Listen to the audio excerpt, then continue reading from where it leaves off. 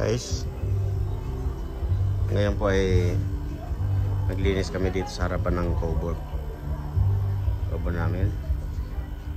Ito po yung halaman na ito ay nandun po sa loob.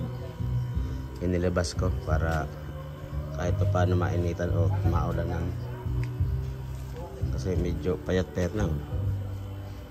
Yan po yun, no? Ito po yung mga snake plants. Ito po ay sobrang lago, kumbaga ang ganda ng tubo. Ayan. At ito naman po yung galing sa loob. Ito pinalagyan ko ng lupa dito sa loob kasi yung unang lagay dyan na parang bumaba siya.